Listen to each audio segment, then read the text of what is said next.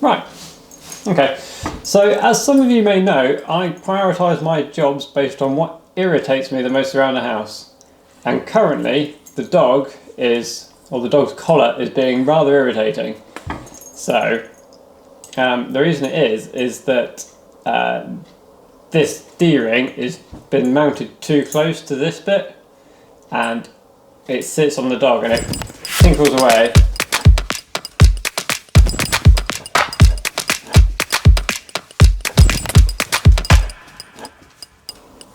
Every time he moves, it makes a little noise. So you can see in the past we've tried using a product called Plastidip.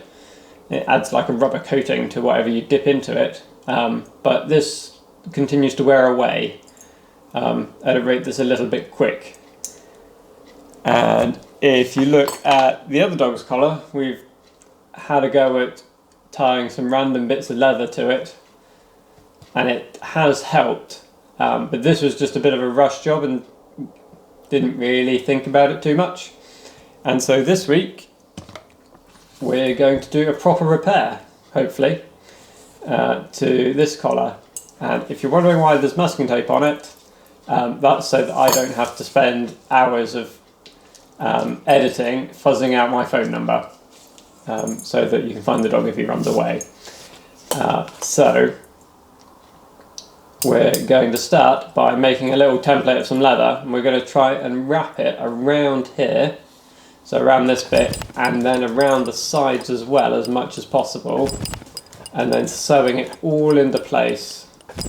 So first things first is to grab some leather, which is this. This is like an offcut. I got a big bag of offcuts off Amazon, and this is one of them. I think it's sofa leather or car seat or something, I'm not entirely sure, but it's really flexible and it's got a reasonable amount of thickness to it, so it should be okay for this. We've got this. This is going to be on the inside, so it's not going to matter if you see it. So that's the inner bit. We then need to go, that's where there's going to be a fold to go around.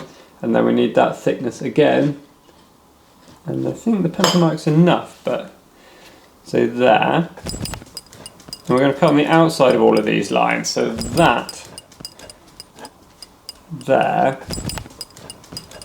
is the bit that's going to wrap around this long bar. It doesn't really need to, but it's going to help support the sides, because it's these two corners that seem to hit the most. So we've got that there.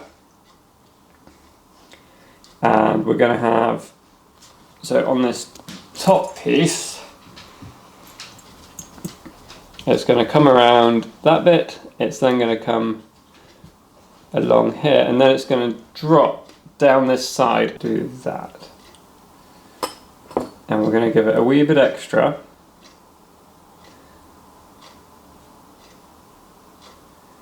Like this.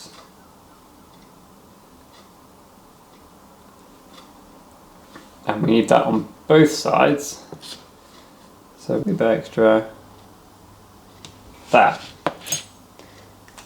So attempt 1, we'll call this. We're going to cut that out now, but we're going to cut along the outside of this line.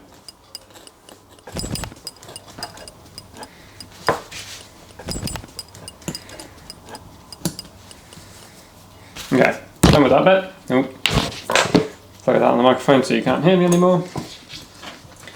So, in theory, this should wrap around here, like this, and then, oh, have I made this way too big?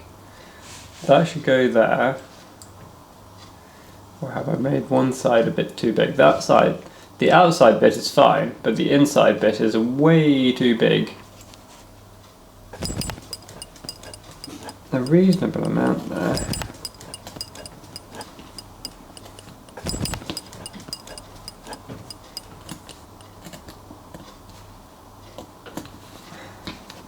Sew it together with wax cotton and the needle.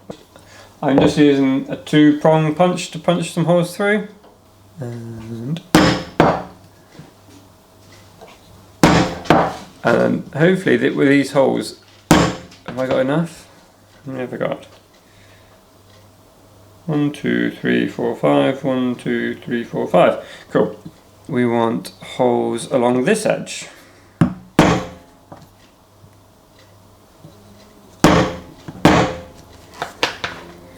So that should be that all done. And now we've just got 3 little seams to do. Some of you may have realised that I sewed that on backwards. I sewed it this way round, and really it should have been sewed on this way round. And so I'm not going to make you watch me sew it again. Or I make you watch it sew it all anyway. Okay, so I've got this back on now, after having sewed it on the wrong way round. And I'm just tightening up the last few little bits of it. Doesn't need to be super tight. Okay, so I'm only going to show you one of these sides. So we're going to do this side, and we're going to start at the front edge and do the loop, go out the loop, round and in, and then over, around, in and along. And because of that, we're starting with a knot in the end this time rather than a loop, because there's not very much room here. So we're going to do that. We're going to go over the top and back through the hole, and then straight through the second hole, and then make sure that this loop is over here. Actually, I'm going to put the first loop up through there, and that's going to help pull everything together. We'll end up with a little nub in there maybe, but so you can see here I planned to do stitching along this side, but on this side it's still quite wide. It hasn't tightened as much as I thought it would, so I'm going to throw a stitch through this bit and through this bit, and it will help drag the two sides together, and then they'll form around the corner. Then it'll be a lot tighter and less bits to catch. And I'm just going to do it with the remainder bit of this thread, because I'm only going to go around once just to pull the two sides together. Okay, so I've done one side and I've still got the other side to do, but we're going to do a really quick. There's a little weird bit where there's more seam showing here than there is the other side, but that's fine. It doesn't need to look too pretty for this job. It's already doing the most important thing by not making a noise when this hits here. So let's put it back on the dog and see how he likes it. So the dog's busy at the minute.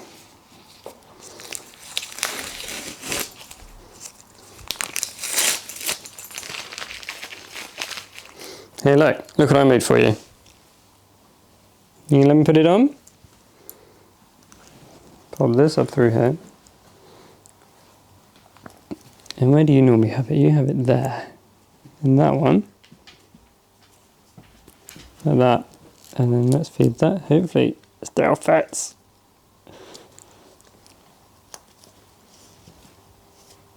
Like this. And then we walk around it. And snap that on there.